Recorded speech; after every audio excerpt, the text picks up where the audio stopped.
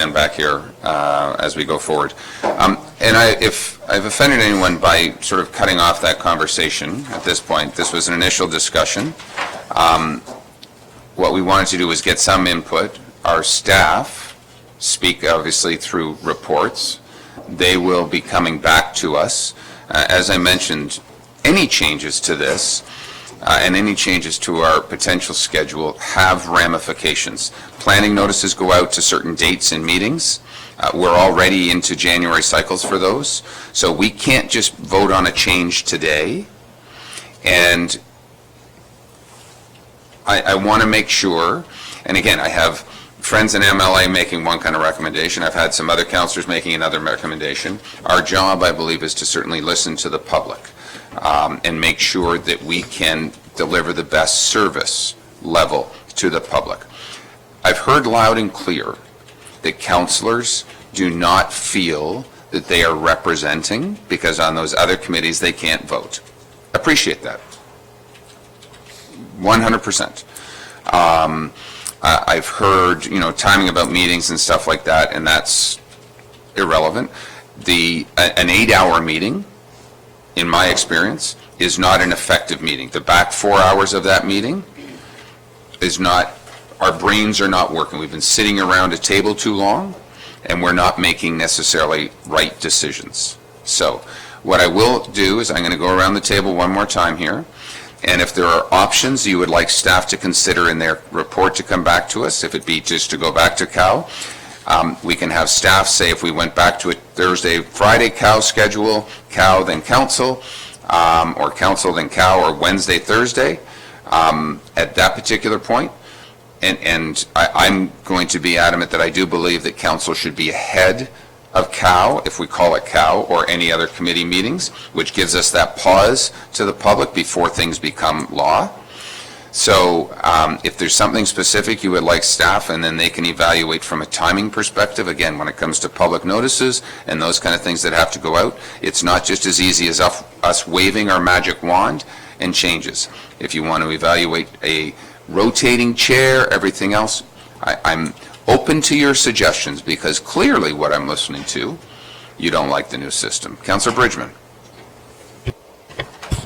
Thank you, Chair. So my option would be a planning COW, because from what I've seen in our new setup, our meetings do go 4 to 6 hours, and so I think it needs to be a separate planning meeting with COW. And part 2 of that is because in our old system, we didn't get to a lot of the stuff we needed to get to because planning took over, in my humble opinion, COW and council meetings. So I would like to see a COW planning, and then the other day, and just on 2 days, whether they're combined or whether they're separate in a general and finance committee and council in the afternoon or morning, that would be my preference, with full voting privileges, obviously. Councillor Edwards. Yes, I think that we should go back to the 2-day meeting. It was started when the last term, the planning was in the morning with the full council being at it, and then COW in the afternoon. And the problem was we were getting finished sometimes 11:30, and councillors complained they had to wait around. So you could have a chair in the morning, have the same in the afternoon, change chairs and that, but you could just run it that way. And I think that the public should be aware, and I think we should be bringing forward this in January on a vote on it to going to at least 2-day meetings. You've heard all council. They want to go back to something other than this so that all 10 councillors can vote, and I think that should be voted on in January.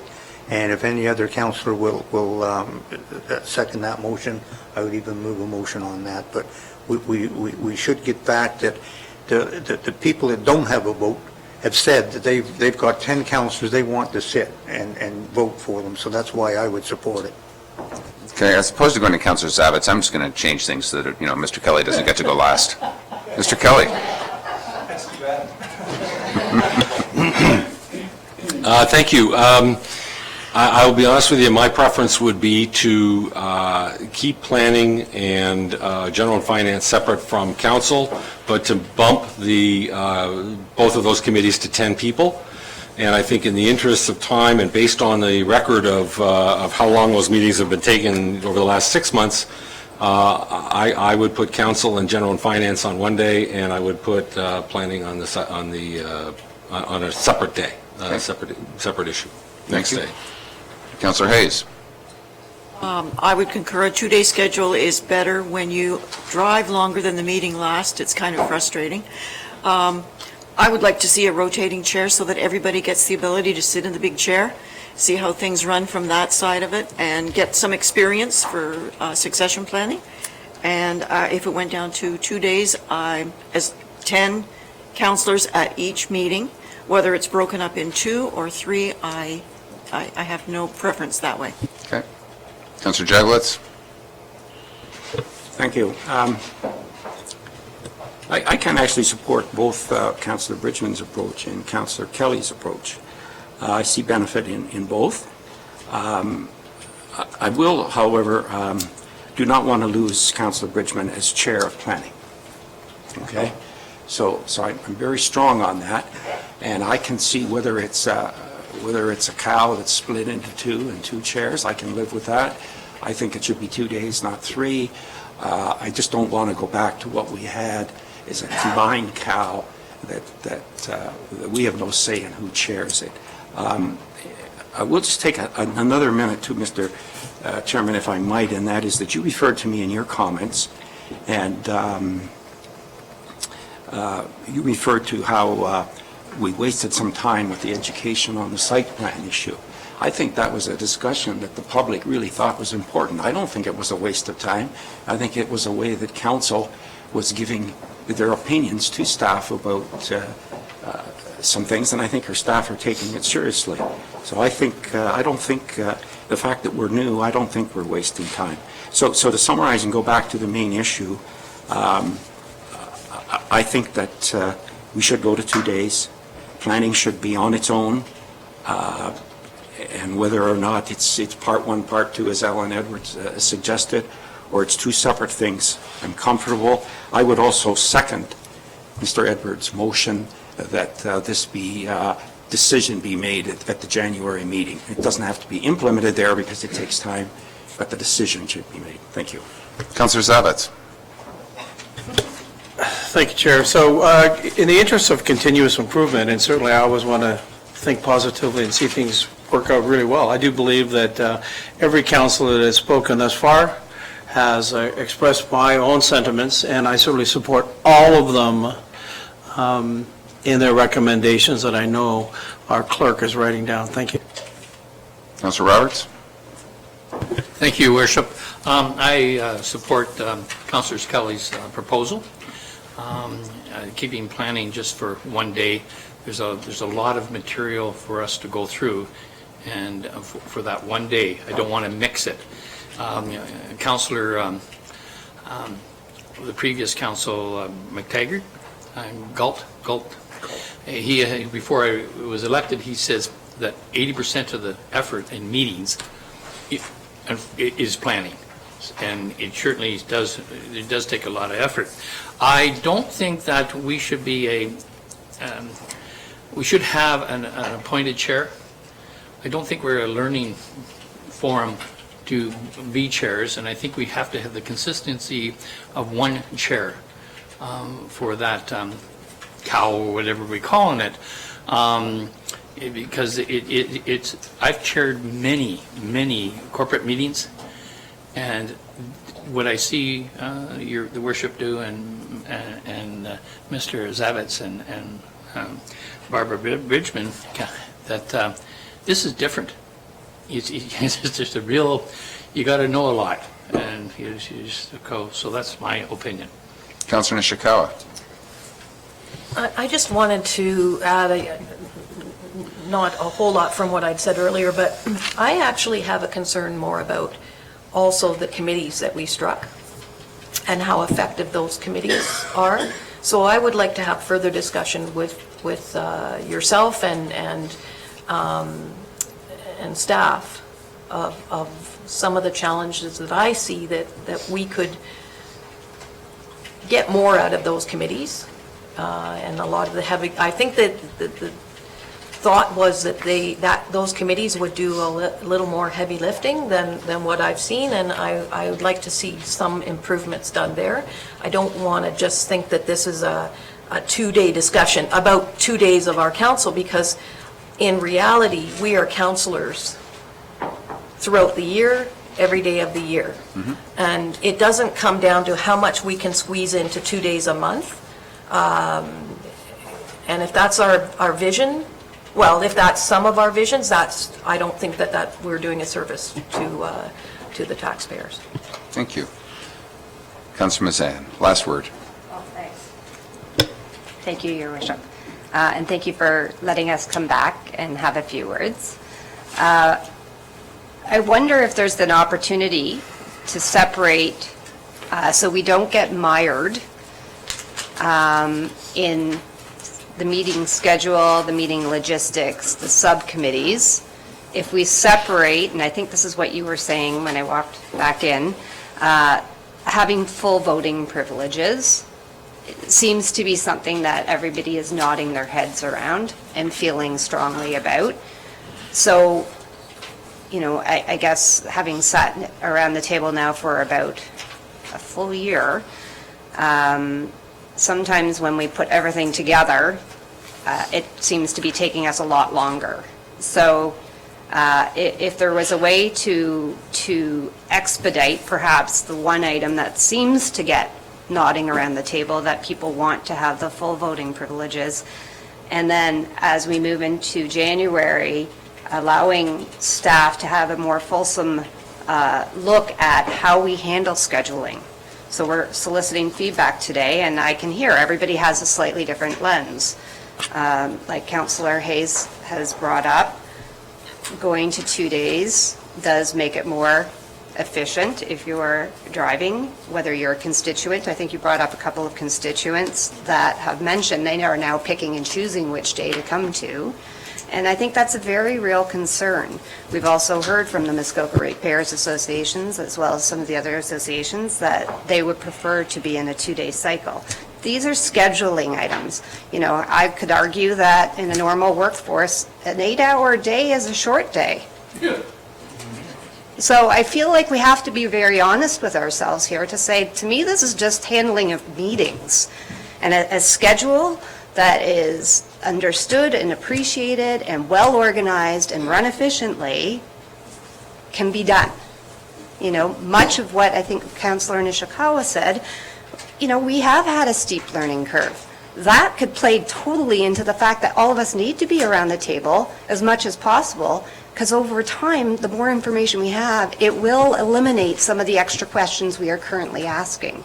But we have to be around the table and given the opportunity to ask those questions. So that I got off. So there's full voting privileges is one thing. Scheduling is another beast. Meeting logistics, our mayor brought up, there are some new additions to the meetings that have been brought forward. The 2 minutes, the opportunity as a councillor to bring something forward, a new business. That's important stuff. We do not want him to put that stuff aside, but that's a meeting logistic. And then Councillor Nishikawa just brought up subcommittees. These are big beasts, and I think my fear is with so much on our table today, if we put all of this lumped together in our decision-making in January, we might be putting ourselves at a disservice. So I guess the one ask or comment I might make is if there's a way to separate voting privileges from meeting logistics and scheduling, I think that would be those are almost two distinct, well, they're not almost, they are two distinct asks. Thank you. Okay, Madam Clerk, obviously that's a question that would be a change to our procedural bylaw from a committee structure perspective. If we had a committee that people are not on the committee, there's lots of things. So do you have enough information to put together some various options? And I know January with the holidays is an extremely, extremely tight time frame because some of these changes are going to be significant from a procedural perspective. The first thing would be a staff report with direction, and then the following meeting would be amendments to the procedural bylaw. I can't see a staff report coming until February because of vacation and office closures, and so that's all I'll say. Okay. So I know that's not going to make some committee members happy, but it's an effect of process around this table. So, any other comments? Okay. Thank you. As far as voting goes, it's a lot easier to have 6 people out of 10 for quorum than it is to have 4 people out of 6. Okay. So again, I look at history and I look at what we've done the last 5 months, and I look at some of the concerns we had around the table. There's a new level here that I'm hearing now, and I appreciate that people, Councillor Mazan used the words, I don't like sitting at the kids' table. I don't perceive it as a kids' table, but if that's the feeling, then we need to deal with that, and I respect that, okay? I have always said, and again, I've lived it at district council or in other businesses, that this is my business unit, I vote on this. I don't vote on 3/4 of, or the other committees at district council. I vote when it comes to district council. There's a quick brief report. Do I agree? Do I not disagree? And my vote is heard at that point because nothing becomes law until council. But I respect where council's perspective is here. The public comments, and again, while I want to come in and watch a meeting, I appreciate that 1 or 2 people may want to do that, may inconvenience them. We have 18,000 people that have access to that. Yes, there have been some issues, but we're working on that, and every technology. When there's a snowstorm, those people from Walker's Point probably aren't coming here anyway. So let's be honest about it. We haven't had a quorum issue going forward. I will say that over the last 5 months, we've had one issue that the system, in my opinion, did work because we revised something. But again, I'm at the mercy of council, and our staff will come back at the earliest opportunity to staff to bring report as to where we would want to go forward and some timing and updates. Councillor Jagowitz, and then we're going to move on. Thank you, Mr. Chair. I respect the time frame that staff has to work under, so I won't argue that at all. But what I would like you to consider is possibly making some type of a change in the interim. And let me explain what has happened with, we have 2 very important topics that are ahead of us. One is the official plan review, and the other one is the Minett situation. And both of those require all of council to have input into. And so what you've done in the past, sir, is you've brought that to a COW, a committee of the whole, rather than planning, and you have chaired it. And I would be much more comfortable if that was chaired by our chair of planning. So possibly we could you entertain when there's a COW meeting convened for the purpose of planning to allow our chair of planning to chair that meeting. And I'll give you an example. You like to quote what happens at the district. There are numerous times where there are joint committees that get together. Most recently, it's Public Works, which you chair, and Finance, which I'm on, and the chair of Finance and has allowed you to chair those meetings, and there's been some arrangement between the two.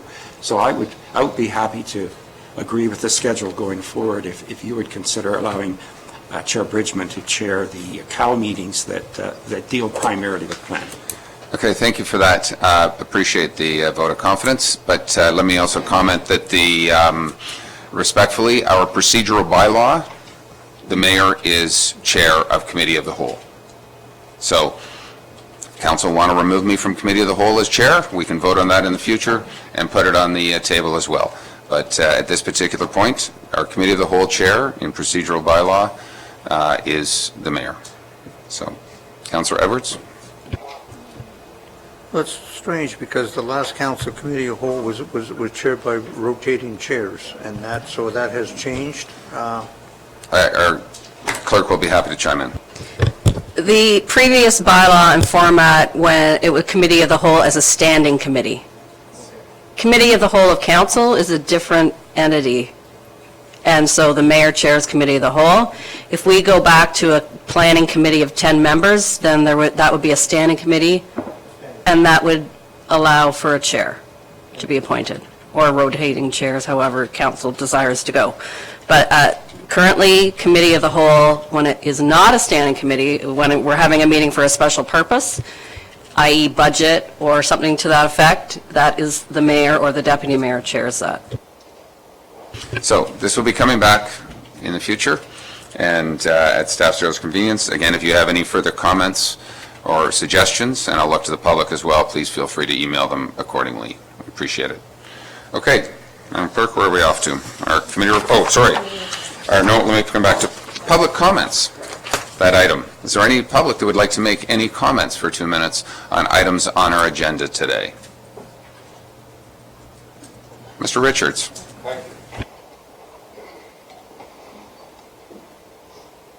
Is this on a different topic that you've not already spoken? I have not spoken about the present situation with the Marriott. Okay, I don't believe that's on our agenda today. Yes, Minett. The situation is not resolved yet. They're doing a smoke test. I just talked to them 3 days ago. They're doing a smoke test in all joints. But they do have an outstanding proposal application for 40 new residences with 150 bedrooms and no addition to their septic system and no additional staff quarters. We can't count on an OPA to stop this. This is up to this council. This council has to find some way to stop this. And secondly, at the Legacy, they are proposing 9 docks. They acknowledge 38 power boats. We count 53. This is the responsibility of this council to stop that. We can't rely on an OPA amendment in time. This has to be done through the council. Okay.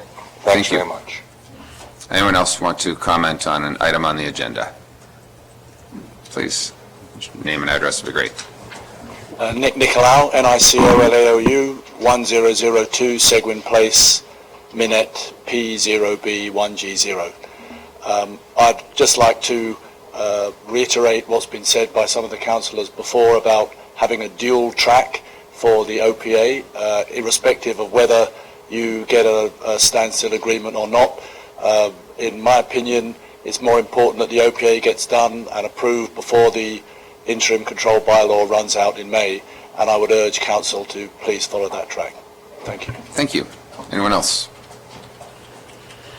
Okay, we'll move on. We have some committee reports. General Finance, Councillor Zavitz. Thank you, Chair. So on November the 14th, we held our General Finance Committee meeting. Greg Wilkinson was a delegate, the Chair of Advocacy and Research for Safe and Quiet Lakes. He attended and had a 2019 update for us. It's attached to your minutes. He made a presentation regarding their program. He explained their initiatives and provided results of their 2019 summer programs. He thanked our committee for the Township Muskoka Lakes Committee for their continued support and funding. He also answered questions regarding the Mirror Lake pilot project, enforcing decibel limit violations, concerns about boat licensing and night navigation, topic close to some people now, costs for sponsorship of their program, and recreational carrying capacity of some of the lakes. He also continued to ask for financial support and the promotion of the Boaters Code, which we've all seen in advertising. Nora Fountain was here, the Executive Director of the Muskoka Lakes Chamber of Commerce. She gave us her annual update, the Chamber update of 2019 Chamber activities. She asked that we continue to promote and support the Chamber's initiatives, and she welcomes the opportunity to come back and speak to us on the 2020 draft plan to Council. Our Human Resources Specialist presented a 2019 Council Remuneration and Benefits Review which we'll actually have more information on committee tomorrow. And there was a report from the clerk's assistant regarding the purchase of a portion of former township road allowance, which we resolved to suggest approval here today. And public library minutes, that's great, we accepted those. The report from the fire chief, he was providing commentary on the 2019 flood emergency recommendations update. A copy of that report is attached to these minutes. And he also provided an interesting commentary on an all-in-one high-speed mass notification system, which we recommended be included in the 2020 emergency management operating budget in the amount of $3,500 for the annual fee. And there was, under economic development and grants, there was some discussion about, through our Director of Public Works, Ken Becking, answered questions regarding the District of Muskoka's potential pedestrian crosswalk in Port Carling. And that's that. Thank you. Great, thank you. Any questions on our General Finance Committee? Okay. Councillor Bridgman, Planning. Thank you, Your Worship. At our meeting on November the 15th, we recommended the following to council. It was 1 application for a lot severance, 3 applications for commercial storage buildings on Eveleigh Road, which is our commercial corridor, and 1 application for a boathouse replacement. You end up seeing a lot of this today anyway, because it has to be approved. No applications were defeated at our meeting. We did have a fairly long discussion on site plan agreements, and I agree with the mayor. It was very educational, so that was great.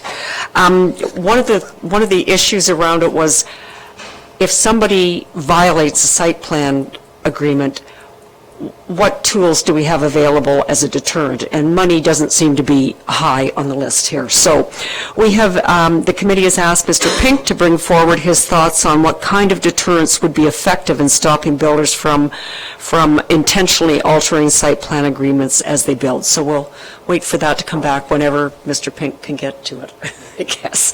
Anyway, that was it. Thank you. Okay, any comments, questions on our Planning Committee? Seeing none. We have another set of minutes, and that was from a joint committee meeting, council meeting. I was not in attendance in that. Maybe I'll turn to Deputy Mayor. Any comments you want to make on that meeting? We're just receiving the minutes. The Waton meeting? The Waton meeting. It was very well attended, as you can see by the meetings. They welcomed us very well. It was very well received. And I guess a lot of us learned an awful lot on that. And that's my report. Okay. Any minutes? We've got a resolution then. Moved by Councillor Hayes, seconded by Councillor Kelly. Be resolved that the Mayor and Council adopt and enact the following minutes and recommendations contained in the December 11th, 2019 consent agenda and direct staff to proceed with all necessary administrative actions. The November 13th, 2019 Council meeting minutes, November 14th, 19 General Finance Committee mini minutes and action items 1 and 2. November 15th, 2019 Planning Committee meeting minutes and action items 1 to 8, and the November 29th joint Muskoka Council meeting minutes. Any further comments? All those in favor? That is carried. Thank you. Okay, where are we going to? Done that. District updates. Councillor Edwards? Okay, anybody ready? Councillor Jaglitz? Thank you, Mr. Chair. I'm reporting on the finance and I forget what the other part of it is anyway. We did a few things. We authorized the borrowing of $25 million, which we apparently have not used. We also still have a budget variance. We're going to end up with a deficit. There was a joint meeting with Public Works, which the mayor may want to comment on, and part of that had to do with development charges. There's also an issue. The district are their intention is, the majority of council voted to highly discount the development charges. That was a very close vote, and the mayor may possibly comment on that again. One other thing that may be of interest to people, and you may or may not be aware, but I just became aware that the district has received a subdivision application for a 291 residential unit subdivision in our municipality here, which is Foreman Road and Medora Street. And first phase, or it's in phases, there will be 85 single residences and over 200 apartment-style units. That's before the district now, so that's something that I'm sure we'll be asked to comment on, and I would advise all councillors to look at that seriously. That may be one of our few chances to talk about attainable or affordable housing. That's my report. Thank you. Councillor Nishikawa. Thank you. I'm commenting on health services, which again, the public should be, if they're not following it, should be very aware of the tens of millions of dollars that the district is looking at spending. I guess it hasn't been decided on. But the interesting thing, the funding for the hospitals awards procedure was discussed, and some of you know we allowed for $214,000 and $151.98 to hospice in Muskoka Lakes, which that presentation will take place tomorrow, I think. There are only $268,000 grant dollars left for healthcare, and primarily that money has been divvied out to area hospitals, not just Bracebridge and Huntsville, but for instance, Midland has received some funds in the past. But the fact that we have so little money in the pot is going to be a big concern in the future. A further discussion was on the opioid strategy, and if you don't think that it's happening in Muskoka Lakes, then you need to have a really wide lens and appreciate that we have many, many challenges in our township that we don't discuss because we talk about big money, big ticket items as opposed to what's happening on the ground. There's going to be, I guess, a further discussion about the long-term care home in Huntsville. While we approved $11 million, sorry, I had to concern that. We had approved $11 million for district monies to go towards that project. Both the province and the long-term care home group are having difficulties connecting. The province has put more requirements in place, and in fact insisting that there be more beds than what originally was approved by the previous government. And so that's going to be a lot of challenges because this home is not a district home. So the discussion will be coming up in the future of whether this should become a district home or not, and whether we're going to take that over. Just for others, there's a wait list of over 200 days to get certain services, healthcare services, in our district, which is very concerning. And I guess the last thing I wanted to mention was that 80% of the people in long-term care are over 75, and the Pines,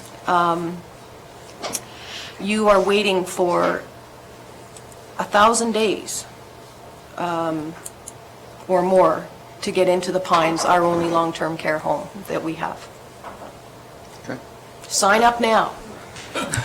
Thank you. Any questions, first of all, for Councillor Jagowitz or Councillor Nishikawa before I go on to Councillor Edwards? Okay, Councillor Edwards. Okay, at our meeting, and I wasn't aware of that subdivision. It'll probably be coming forth this week because it wasn't on our last agenda. But there was a vacant land condominium in Huntsville. and we had the statutory public meeting on that. There was no one opposing it. Housing for everyone was actually discussed for the Muskoka Housing and Homeless Plan. And we have just stated that we would approve it and send it forward to the ministry, and that's saying that we're interested. And investment in affordable housing. As you know, there was the Gateway to Humanity, we're looking at it, and just a minute now, where we got the money here. It was approved, and I believe that's the one in Bala, the duplex. And that is my report, other than we had a financial variance report, and it looks like we're to the good of $126,887 at this time. And that is my report. Great. Any other comments? Councillor Edwards? Thank you. We had a couple meetings. Councillor Jagowitz referenced our joint meeting, and that was to deal with our rate-supported sewer and water budget. If memory serves me correctly, I don't actually have my notes in front. I think it was 2.9% was our actual increase. I think. Help me. I don't have my budget binder with me, so it's referenced in there, but we were actually below guideline, which is great. And then we moved into our regular meeting. License of occupation, nothing exciting. Variance reports, again, no big issues. Bought some road salt for the winter. New agreement for hazardous waste. We're looking at some alternatives to try and save some money along the way. We were supposed to have a closed session, but we did not. And then we're still working on our waste management strategy, and especially our bin sites. That was really our biggest topic. So for those, that has been deferred. We bought ourselves a 12-month, I think I mentioned this last time. Some bin sites are going to have to come out this spring, but we're looking at those at high level this month and next month. I know the MLA will be involved with a meeting on the 20th, I think it is, Friday the 20th? The 20th, to try and help communicate the big issues and the problems, but we're looking at, I think there are 29 in particular of high risk, and then some of them in particular that are just, these are bad sites and need to move or be closed immediately. So trying to find alternative strategies on that. And that's my report. Any questions? We're good. Ruth? Sorry. Mm-hmm. Go ahead. Can you, I think it's kind of important for our council to understand about that, the vote that occurred at district council. DC bylaw? Yes, because that was going to impact Muskoka Lakes significantly, I believe. Right. So, Councillor Jagowitz referred to it as well.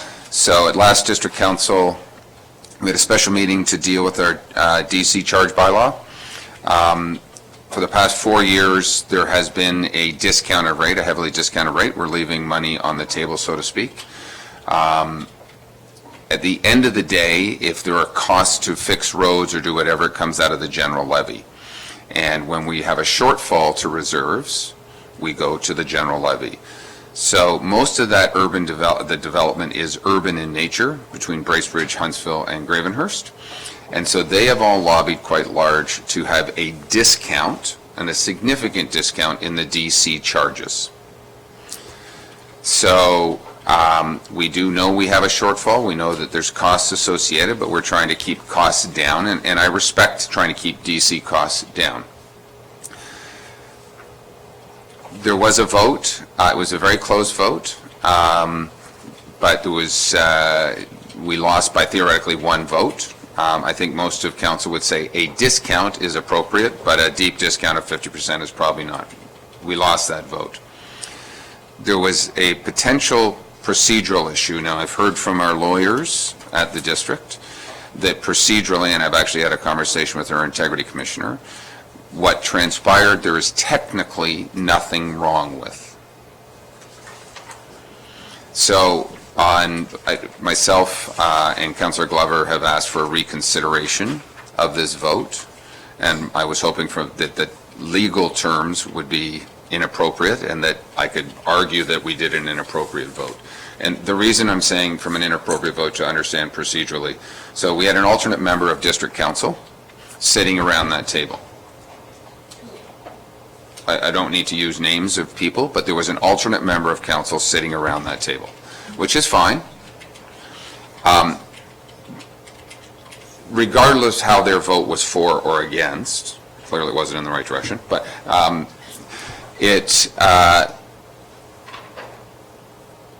I don't believe morally or ethically that individual should have been sitting around the table.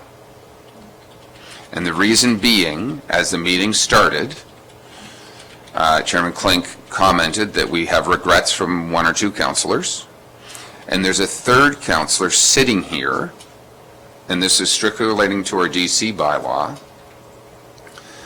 based on procedure where you can have an alternate. Peter Kelly is our alternate, should a district councilor from Muskoka Lakes not be available. But that individual was sitting there because the councilor had a conflict with DC bylaws, meaning they owned a property or they were looking to do a development, so they had to declare a conflict based on vote. So they recused themselves, they enacted putting another person in place to vote, and that vote took place. Procedurally, the ability to put an alternate member in there, the language off the top of my head says that any member who is unable to attend for any reason can appoint an alternate. An alternate can sit there. I have argued, I lost, that they were actually able to attend, but they chose not to attend. But for any reason is where I've had two people chime in and say whatever. We will be discussing it. The problem will be we need 2/3 of district council to allow a reconsideration of that vote come Monday. We will probably not get 2/3 of council, with the exception unless we can lobby on a moral and an ethical reason that this was done to get a vote on something that they shouldn't have been voting on. So stay tuned. It will be a very interesting meeting come Monday. It will be dealt with right at the beginning of the meeting. Feel free to tune in. Councillor Jagowitz? Yes, thank you. I wonder if I might just add something to that. You did a very thorough report, but one thing I think you left out was that the significance of that one vote would have been a tie vote. In district, the chair doesn't vote unless there's a tie. I believe that's the way. So therefore, in a tie vote, Chair Klink would have had to have taken a position to favor the towns of the townships. It would have been a very, very, very interesting situation. And just so you're aware, the mayor or I or none of us orchestrated this. It just happened that way. Wouldn't you say? I think it just happened that way, and that's as close as, since I've been sitting on council, that's as close as we've gotten to having our full 37% say. But so I will be, if the mayor brings that forward, I'll certainly be assisting in trying to coerce councillors to do that 2/3 and allow us to have that vote again. So, anyway, so that's more of a procedural, and we'll see how that goes. It's all where Muskoka Lakes ends up, So, as being the biggest contributor Okay. financially. okay. Any quick community updates? Councillor Zavitz? On a less controversial note, on this past Saturday night, Bala hosted 1,100 people to the Bala Trek to Bethlehem, a wonderful family event telling a 2,000-year-old story. So it was fabulous. I think everyone, all the families, friends and families that came enjoyed it, and I, would welcome everyone to come next year. Thank you. Thank you. Any other? Councillor Hayes? Yeah, this Saturday, we have our community and children's Christmas party. It's a potluck. Everybody is welcome, and there's a vicious rumor going around that Santa will be there. Ooh. Anyone else upcoming? Councillor Kelly? Just really quick, there is now becoming an annual concert at the Port Carling Community Center. I believe it's the 21st, Saturday night, Beverly Mahud. And she is, in some circles, a very well-known performing artist, TV show, that kind of thing. She brings a lot of friends and family, and it's really, really fun. It's a small, intimate setting, terrific performances, and it's really worth your while if you're here. Great, thank you. I want to comment that I know there was the trek to Bethlehem. For those who watched the social media, they did an awesome job at promoting that. It was excellent, so go search it out. It was really quite creative. We're going to move on. We'll go to our Director Pink regarding Resort Village, maybe some high level, and we have some closed session information later. David. Just further to the earlier discussion on the committee structure, I apologize for the length of time planning matters take on your agendas.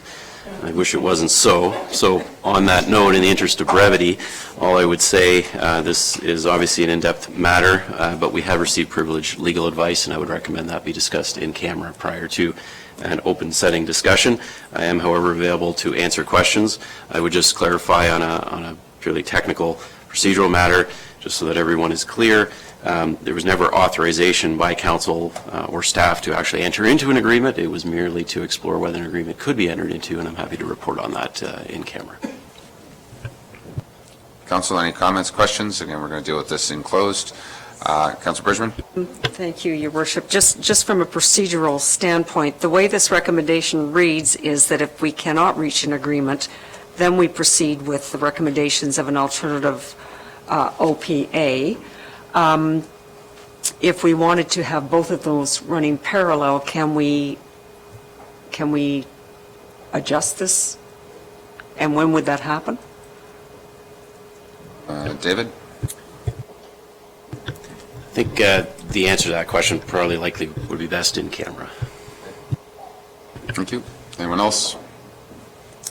I think just from the public's perspective, as we would discuss this in close, I think very much this council is committed 100% to protecting Minett, to not leaving anyone exposed. So I think that's a common goal.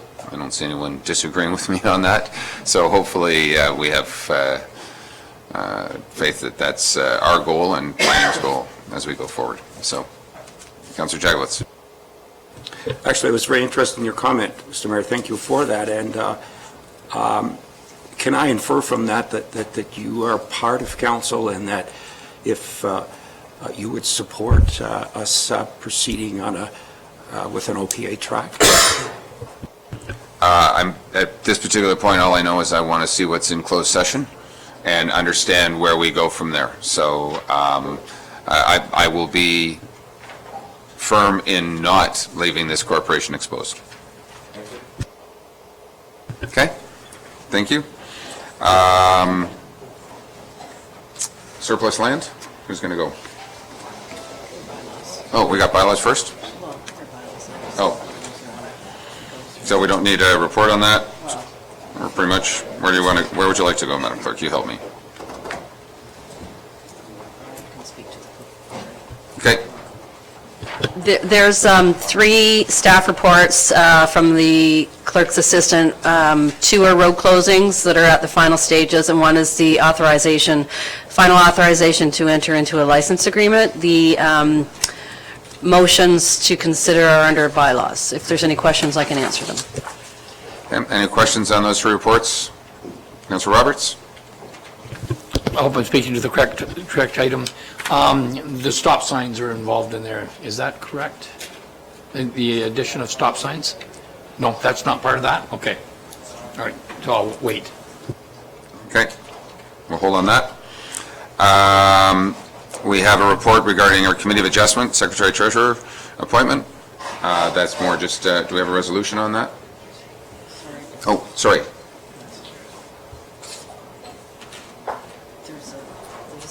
Staff report? David? There's a bylaw on the agenda too. Okay. So any questions, I guess, on this staff report specifically? Annually, we need to appoint our Committee of Adjustment? The council, just the councillor, so Councillor Edwards currently. Any questions on that report? Good. We'll get to bylaws. Mr. Hammond. Your Worship.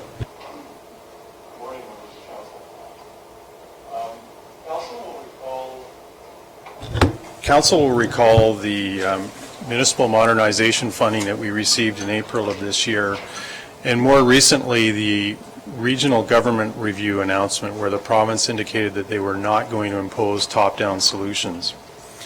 And so pursuant to that, the province came out on November 1st, an application-based municipal modernization funding program. So it's envisioned that the program will consist of $125 million of funding to 2022 or 2023. Interestingly, the details on that program were contained in a letter from an assistant deputy minister, and we received those on November 12th. And you'll recall that our last meeting was November 13th. So we literally just got the letter the day before. And so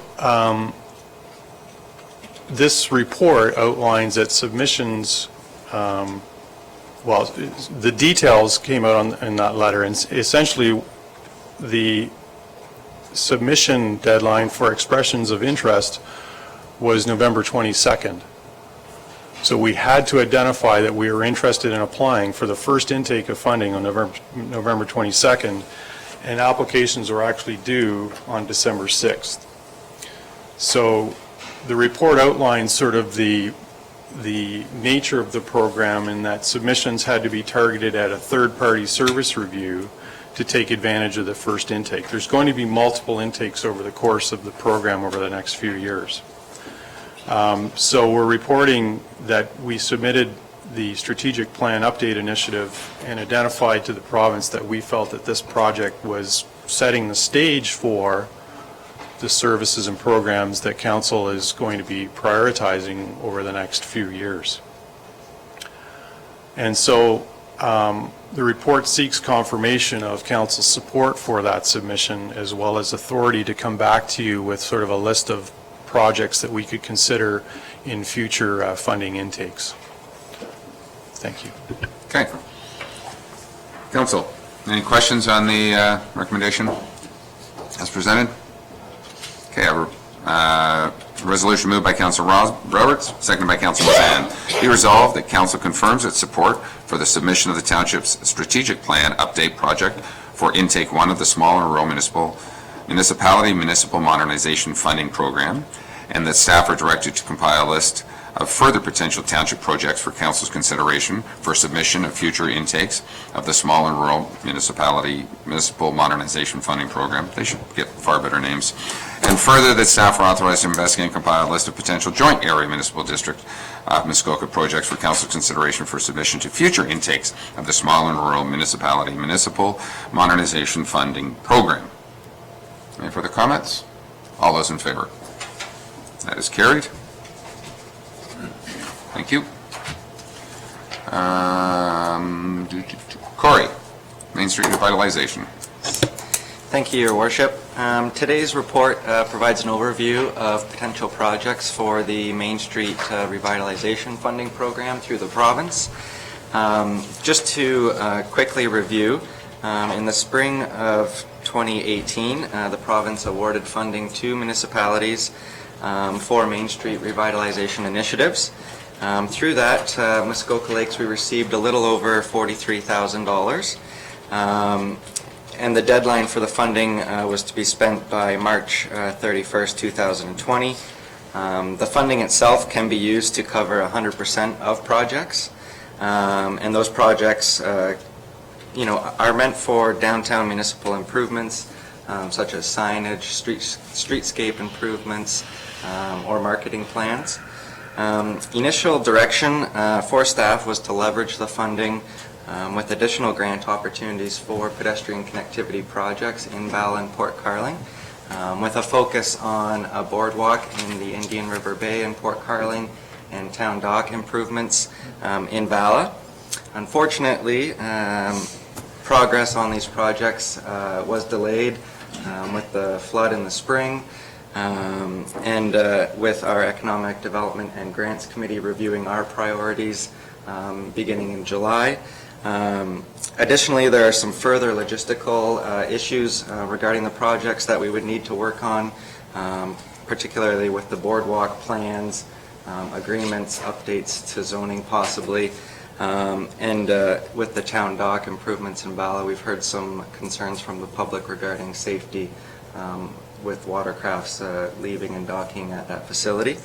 Moving forward, factoring in the tight deadline, we've prepared some alternate projects for consideration. These projects would cover kind of the whole Main Street areas in both Port Carling and Bala. So we've identified that we could use the funding to purchase some winter/holiday decorations that could be attached to the street posts below banners in the downtowns. Posts that have power, we would have the ability to include lights. Further, we could purchase bike racks to be installed in the downtowns and at parks as we look to become an Ontario by Bike community. And remaining funds could be used to upgrade benches and garbage cans in the downtown, just to help with that visual appeal aspect of our downtowns and encourage visitors to move throughout and shop more frequently. In saying that, the previous projects or the initial projects, it's not that we don't feel they're important. We feel they could be referred to the Economic Development and Grants Committee for further review and study. Also, we did reach out to the AMO regarding an extension earlier. And unfortunately, at the time of the report, we were encouraged to just progress as if an extension would not be possible. I did receive notice late yesterday that we would be able to extend our funding agreement with AMO, if we would like, to the end of October 2020. So it gives an extra 6 months as well, and that would require an amendment to our agreement with them. So something to just also consider as well. Okay. Councillor Ishikawa. I couldn't support what was here today that is recommended. I also am just going to go back to my comment earlier about our committee structures. And some of the areas that were discussed in this report actually never ever came to our committee. So, you know, Parks and Trails never had any input whatsoever. And I would suggest that the people that sit on the committee would wonder why they're sitting on the committee when, in fact, we're not actually engaging them in asking their comments. And also, again,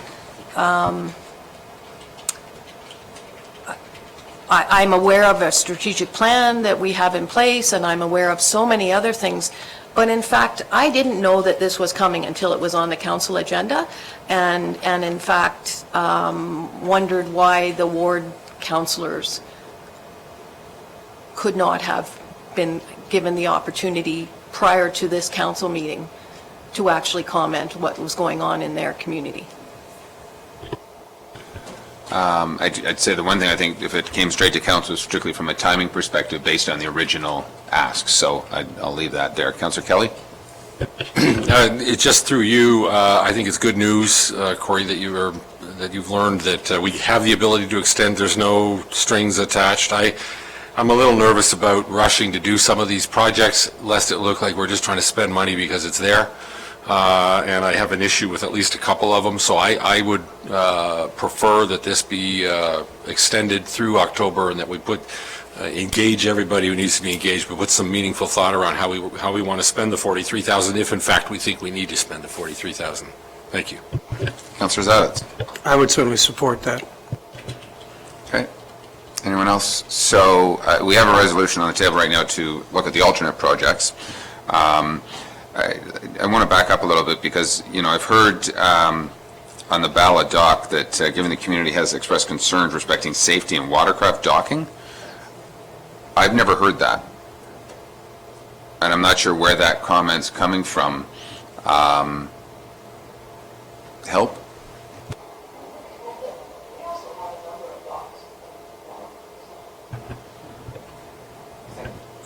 Yeah, through you, Chair. I think the general concern is that area, the greater area in general.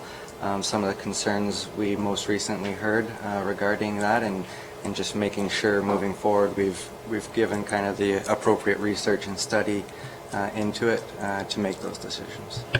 Okay, so, and again, just for council, I mean, it's been, the concept, I think, about Bala Bay Dock in particular, was to create a snowmobile bridge as well from that dock over to Divers Point, to do the same thing we do in Port Carling, to just assemble the fingers and create, you know, year-round economy and get snowmobiles off of Highway 169, which is appropriate, I think. So, anyway, I would hate to lose that for some park benches or bike racks. I am very happy to chime in, though, that it kind of looks like Deadsville as you walk and drive through Port Carling in the middle of wintertime. But it's not very festive, and it could be more festive year-round. I'll go to Director Becking. There's something up also, they're probably district, but the lights on the bridge are off, the street lights on the bridge, and I'm not sure why. I'm not aware of the issue, but I expect that it is a district matter because they are the owner of the bridge, but I'll pass that message along. Okay, so I don't think we need to read this resolution. Council, we're okay to defer and send staff back to extend, first of all, and then I think to come back to the subcommittees, Economic Development and Parks and Trails, to bring stuff back up. Okay? Thank you. Corey's going to come back in the future, but the direction is to extend. Madam Clerk? It's an official agreement, correct? So the mayor and clerk will have to sign that? Will that come back to council? Requires 2 signing officers of the municipality. By when? When does this have to be done by? Do we need to sign to extend, or we have a verbal that we allow it to extend? No, we have to sign to extend. So I think we would need a resolution to sign the extension. We'll combine, we'll authorize an extension. Okay. How's that? Everybody good? Okay, thank you. Yeah, so that's done. And then we'll go to bylaws. Thank you. Mr. Pink, we'll go over to Little. Previously heard. Any quick overviews? Thank you, Mayor Harding, and good morning, Council. In November 2019, Planning Committee heard consent application B/40/19/ML and zoning bylaw amendment application ZBA-37/19 in the name of Little. One new lot is proposed, and bylaw 2019-143 will rezone part of the new lot from waterfront residential WR2 to rural residential RUR in order to avoid split zoning of the severed lot. No public or agency objections were received. Staff did receive comments by the district's Planning and Economic Development Department and the Township's Development Services and Emergency Management departments. Staff are now in receipt of comments in regard to servicing by Sandy Boss, a township building inspector, and Mr. Boss has no objections to the applications from a servicing standpoint. Planning Committee recommended to Council that the applications be approved subject to standard conditions of consent. No minor amendments are required. I have no further comments at this time, and I'm happy to answer any questions. Thank you. Okay, thank you. I know a resolution soon comes to me. Council, any questions on this? A resolution moved by Councilor Everett, seconded by Councilor Mazan, be resolved that bylaw 2019-143, to amend comprehensive zoning bylaw 2014-14 Little Rule 4-13-26-1, better first and second time. Any further comments? All those in favor? Carried. No amendments, I have the right to third reading. Heard.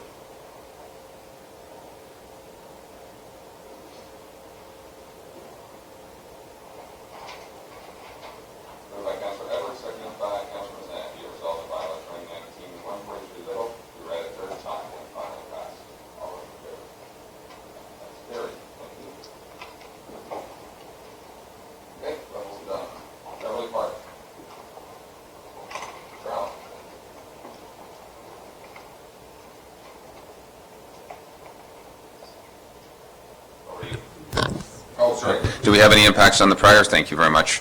And I don't think we had any impacts. None noted. Mr. Allen?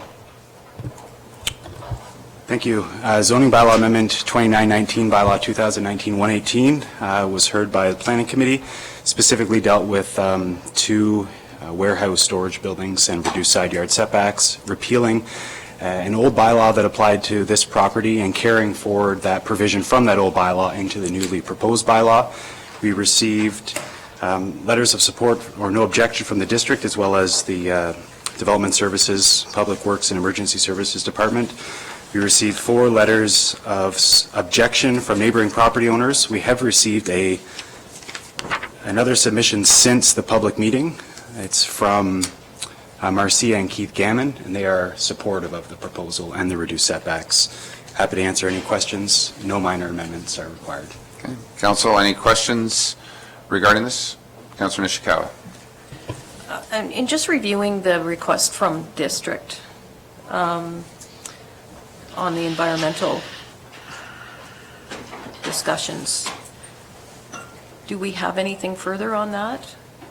I mean, that was always my recollection of when these lots were developed. And I don't know that I've seen any further information on that, because it is a significant change. So I think district staff were not opposed to the application, correct? Through you, district staff did note no opposition. However, they did note that the Natural Heritage Information Center identified this property as a potential of containing habitat for threatened or endangered or restricted species. A site plan agreement has not been submitted yet for this application. A site plan agreement will require approval because it's commercial property by planning committee. So that application will be back in front of you at some point in the future when they move towards building plans, and those issues can be addressed then. Okay. Councillor Jagowitz. Thank you, Mr. Chair. It's just a comment to remind those on planning. I voted against this at committee, and the reason was that I thought the southerly side yard setback should be larger to protect it from the nearby residential zoning, and I will be voting against it here. Okay. Just a point of clarification, this particular lot, there's another commercial lot further south, is there not? Correct. There's another lot that's approximately 300 feet wide plus a 66-foot wide road allowance, separating it from the waterfront and waterfront back lots. Right. Oh, excuse me, 2. The following application is separated by only 1 lot. Okay. So, any further comments? I have a resolution. Moved by Councillor Kelly, seconded by Councillor Hayes. Be it resolved that bylaw 2019-118 to amend comprehensive zoning bylaw 2014-14, Eveleigh Park Inc., Rule 624-69 to be read a first and second time. Any comments? All those in favor? Anyone opposed? There we go. That is carried. Thank you. Minor amendments.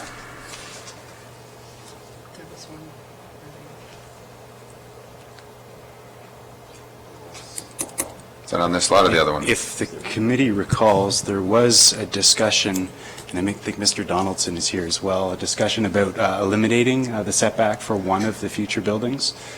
If you recall, there was a long, narrow building that was proposed, well set back from the road, but there was a second smaller building proposed behind that building. And there was a discussion about whether or not that building would be included within this bylaw. My recollection was that that building was removed from this particular bylaw. So through the minor amendment would remove that provision for that reduced setback. Okay, so there is a minor amendment to remove the second building that was even further to the south. Okay? Any other comments on minor amendment? There's one prepared, but Yeah, I've got a, so the minor amendment should go to removal of a future building. So that's a minor amendment, and we're all in favor of removing that second building, and I think the applicants as well.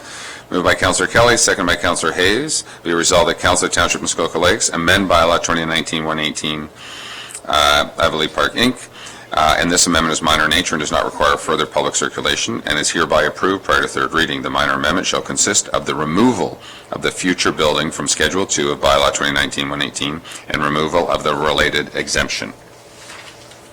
Any further comments? All those in favor? That is carried. No one was opposed. Appreciate it. Third and final reading, moved by Councillor Mazan, seconded by Councillor Edwards. Be resolved that Bylaw 2019-118, Eveleigh Park, Inc., be read a third and final time and finally passed. Any further comments? All those in favor? Anyone opposed? That is carried. Thank you. Impacts from the neighbors? Councillor Nishikawa, or use your microphone for Ken. Yeah, they impacted me. Sorry. No, I mean, we did have submissions, and I think that they were important to note, given the sensitivity of this area. Thank you. I think, if I may comment, I think the neighbors did have impact, and hence the removal of that second building, and listening to the neighbors. Certainly, so that would be the impact. Councillor Jaglitz? I don't know if this is appropriate, but the reason I voted against it was because I was swayed that I believe the neighbors should have been given more weight. Okay, thank you. Got enough on that one? Okay, where are we going to? Muskoka Lumber Building Supplies. Next one. Want to introduce it? Sure, thank you. This application was for zoning bylaw amendment 3019, bylaw 2019-119. Again, this property is similar to the last one on Eveleigh Park Road. It was an RUC 6 zone requesting reduced side yard setbacks for storage, warehousing type buildings, as well as to repeal an old bylaw 2016-64 and carrying forward that minimum front yard setback requirement into the proposed new bylaw. Similar to the last application heard, we have received an additional submission since the public meeting. This is from Marcia and Keith Gammon. They are supportive of the proposal and the reduced setbacks. Happy to answer any questions you have. Okay. Moved by Councillor Edwards, seconded by Councillor Mazan. Be it resolved that Bylaw 2019-119 to amend comprehensive zoning bylaw 2014-14 Muskoka Lumber and Building Supplies Center Limited, Roll 624-69-3, be read a first and second time. Any further comments? All those in favor? That is carried. Minor amendments? No minor amendments? Okay, going to third reading. Mr. Donaldson's in and out of the meeting. Moved by Councillor Zabit, seconded by Councillor Roberts. Be it resolved that Bylaw 2019-119, Muskoka Lumber and Building Supplies Center Limited, be read a third time and finally passed. All those in favor? Anyone opposed? That's carried. Thank you. Any impacts from the submissions? Councillor Nishikawa. Well, I wanted to suggest again that Mr. McQueen's comments had great weight in the decisions that I made, but more importantly, the applicant's past history of appearing to be a good steward as a business owner. I'm putting my trust into him, and I just want to say I'm putting my trust into him that in fact, when something goes off, that he's going to be on it pretty quick. Okay. Should get Mr. Donaldson back in the room. Okay, next application, Mr. Brunton. Thank you. This next amendment was zoning bylaw amendment 3219, bylaw 2019-121 in the name of Brunton. This is a lot located on Fairylands Island. There was a specific proposal to allow a two-story boathouse within a restricted water body zone. Some dock length and boathouse length exemptions were also required. We received comments of no objection from the district. We received comments of support from Lynn Thompson, which is the property owner on the abutting island. We also received letter of support from Mr. Bluett and Ms. Overholt, as well as James Robertson. Okay, thank you. I have a resolution moved by Councillor Roberts, seconded by Councillor Zavitz. Be it resolved, Bylaw 2019-121 to amend comprehensive zoning bylaw 2014-14 Brunton, Rule 42623, be read a first and second time. Any comments? All those in favor? Oh, do you have a comment? Sorry, Yeah, thank you. Yes, I did. Thank you, Mr. Chair. Once again, I'm looking at the district's letter. Will you be including those comments in any site plan agreement? Mr. Allen? Through you, docks and boathouses are exempt from site plan control, therefore a site plan agreement is not required to construct the proposed dock and boathouse. And how do you intend to deal with those comments, or do you feel they're not necessary? For council's benefit, one of the comments is related to deer wintering. This dock and boathouse will be built over water. Presumably, there is no impact to tree removal on land. They also note, similar to the previous applications, species occurrence data shows a potential for habitat of threatened and endangered species. The dock and boathouse will be built over water and not on land. Okay. Okay, you've all heard the resolution. All those in favor? That is carried. Any minor amendments? Mr. Allen, any minor amendments? None? Resolution moved by Councillor Hayes, seconded by Councillor Kelly. Be it resolved that bylaw 2019-121 Brunton be read a third time and finally passed. Any final comments? All those in favor? That is carried. Any impacts from the neighbors? Anyone? Everybody's in support. Okay, do some deeming bylaws, site plans.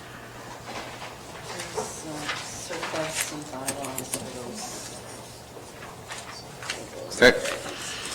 Moved by Councillor Hayes, second by Councillor Kelly. Be it resolved, Township Council declare portions of original Shore Road Allowance on the Severn River Concession 20 Lot 19 Wood Rolls 8, 16, 59, and 60 as surplus land, and the clerk is hereby instructed to dispose of said property pursuant to Section 8, 9, 11 of Municipal Act 2001, further bylaw 2019-155, to stop up, close, and convey those portions of original Shore Road Allowance designated as Parts 1 and 2 on 35R 26040 be read a first, second, and third time and finally passed. Any further comments? All those in favor? That is carried.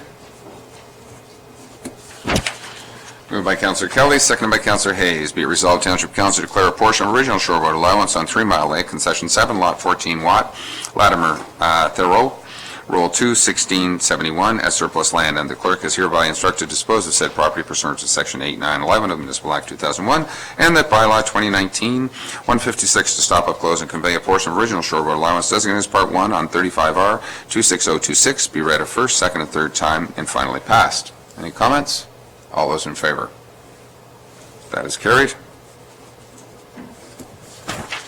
Finally, moved by Councillor Mazan, seconded by Councillor Edwards. Be it resolved that following bylaws be read a first, second, and third time and finally passed. Bylaw 2019-157, a license agreement between the Township of Muskoka Lakes and Francois Prioret Hacking, Rule 6, 9 to 26, and bylaw 2019-158 to appoint a deputy treasurer for the Township of Muskoka Lakes, and bylaw 2019-159 to appoint council members as members of Committee of Adjustment for the Township of Muskoka Lakes. Any further comments? All those in favor? Thank you. That is carried. Bylaws.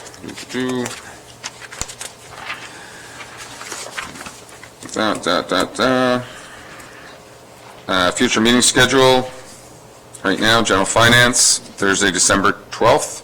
Planning Committee, Friday, December 13th. Committee of Adjustment, Monday, January 15th. Council, Wednesday, January 16th. All of those at 9 a.m. We are now going to go into closed session. Yes, you may.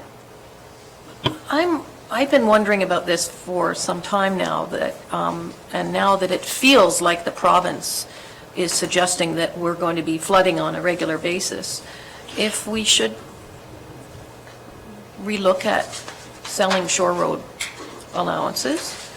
And I'm not saying that this discussion has to go any further than today, but I'm wondering in the future that we could look at that, or does that have any impact on some of our planning decisions that we make? So let me just turn that to Mr. Pink, or even Madam Clerk. The Shore Road Allowance, our building setback is far beyond Shore Road allowances anyway at this particular point. So no matter who owns that, we can't have any building on that. Correct? Through your worship, that is generally correct, but keep in mind, certain structures are grandfathered within 66 feet if the existing structure is located there. So the bylaw would not permit to get any closer to the lake, however, if you're within that setback. Okay, supplemental? I think it was more important that I'm aware of in other jurisdictions that there's now some concerns that break walls get built and some other municipal infrastructure to deal with, future situations. And so that's where I'm coming from. And I don't expect any answers today. I just think that I don't want to put my head in the sand to think, it's us just carrying on as normal is the way that we should look at things. I think things have significantly changed in the climate from the province that I've heard in the last year, and I'm wondering if we should be looking at other situations going forward. Councillor Edwards? I would support Councillor Nishikawa in that, if we didn't sell Shore Road Allowances, we wouldn't get all these here stone docks and everything else like that put on them, fill put in, and clear cutting and everything else like that. I have mentioned this before, and I think we should be looking at it.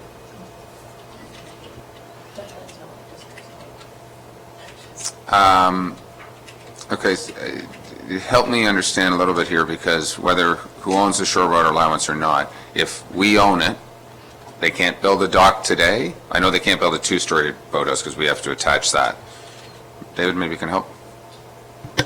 It has been the policy of the Development Services Department that they will issue building permits for docks and boathouses abutting shore allowances that are open and in municipal ownership. So what ownership in public ownership of the shore allowance will do, it will prohibit any development on that shore allowance, i.e. even a gazebo, a sun deck, or any cottage or new structure on land, not over water. So what that will do on a vacant property from a development perspective, having an open or a closed shore allowance is largely irrelevant because the setback will be the 20 meters, 66 feet. And we, in our zoning bylaw, recognize density, the 10% lot coverage, as if you own it, even if you don't. So from a development perspective on a vacant lot, I don't believe there's significant consequences to selling the road allowance. On a previously developed property with structures presumably closer to the lake than perhaps permitted by today's standards, selling a road allowance may open up the door to maintaining your setback with additions to the side or the rear. Any development closer to the lake would require a minor variance or a zoning amendment, which would be reviewed. But to simply answer your question, boathouses and docks, building permits are issued on open shore allowances. So, okay, so it may be interesting that, and as opposed to, I hate to say it, it's revenue for us when we do sell these things at the end of the day, but it might be interesting to put a caveat that if we were to sell our shore road allowance with an existing structure, we cap immediately and don't allow additional development rights by them purchasing it. Mr. Pink? And just perhaps to expand on a few things that were noted and in response to that question, the only way to cap, you wouldn't be able to arbitrarily impose zoning standards upon the sale of a road allowance. The only way to do that is to go through the formal planning process, a public meeting, a zoning bylaw, and appeal rights by that owner. I can't speak to municipal infrastructure. I think you referred to break walls being built. Perhaps Mr. Becking can to that. I'm not aware of any. However, in my experience, I don't think it really is relevant whether it's privately owned or publicly owned. If someone wants to remove vegetation, they will do so.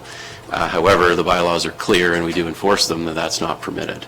I think to me, what this new information from the ministry reveals, you may recall some time ago we had a very good lengthy discussion on permitted uses in the first story of boathouses, and there were some councillors contemplating permitting habitable space in the first story.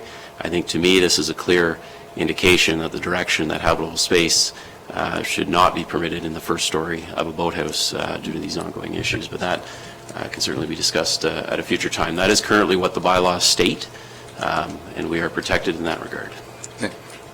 Okay. For future consideration, I think, as we come forward. Any other quick comments? I just want to make a quick comment, and I've had a couple questions regarding our flood advisors report. We've all seen the report. Public's seen the report. Sort of, I think the 30,000-foot commentary is they've passed the buck. And are saying, well, if an amendment to the MRWMP will let our new committee, Muskoka Watershed Committee, handle that. I have had a few conversations now with committee chair on that, and we'll try and work through that. Part of the delegation at Roma will be on that very issue. And so all I can say is sort of stay tuned. Honestly frustrated as to we're looking for some advice, but really not getting it. It's as much as we can provide input and say that we need to amend the MRWMP until the province actually does. We're still at a bit of a lockstep. I do appreciate Councillor Zavitz. I think Councillor Kelly were there. I'm not sure who else in meeting and showing Chair Klink some of the stuff in Bala. For those who haven't had a chance to drive by, it's quite disheartening. You would never really want to boat into Bala looking at all the floating icons around there. And again, that will be part of our delegation saying we need help here at the end of the day. So more to come on that. I will state that the public are still always very concerned because the water levels in November, December have been high. I'm very comfortable in saying this time of year is irrelevant. February 15th is where it becomes very relevant. They can move water over 2 months very quickly. They can't move it over 30 days very quickly. So as we move closer to spring and spring freshet, that's when the more critical issue hits. And MNRF, I believe, Mr. Dugan is gone. He is no longer the MNRF. There's a new woman in charge. I believe he went to Parks, Ontario, if I'm not mistaken. So I have not had an opportunity, or I don't think we've had an opportunity to meet the new director from the MNRF. So, Councillor Jaglitz? Yes, on that topic, Mr. Chair, now that the province has sort of wiped their hands of this issue, I think someone should take a look at whether or not we should be doing some investigation on the Bala chutes. The blockage there causes the water to be backed up and then causes water not to be fully released through the Bala Dam. And that's one area that I think should be investigated as to whether some works there might help alleviate the problem somewhere. So I just throw that into the mix. So there's no question that is on the table. If you were to go back to resolutions from 2013 of this council, it identifies physical constraints within our watershed and asking the province to look at those. It is on the radar, I know, of this watershed advisory group. And there's a number of choke points, if you will. Bala Park Island is its own choke point, water in and out of Bala Bay. So they're there, but we need the province to say, okay, we're going to now widen some channels and make some decisions. So everything is good. So, Council, we're going to be closed session a solid bit of time. I don't want us to rush or anything. May I recommend that we take at least 45 minutes? Break, we'll come back. Is 1 o'clock okay for staff, or would you prefer 1:15? 1 o'clock? Okay. 1 o'clock, and we'll come back, and we're coming back into closed session for the public. Thank you.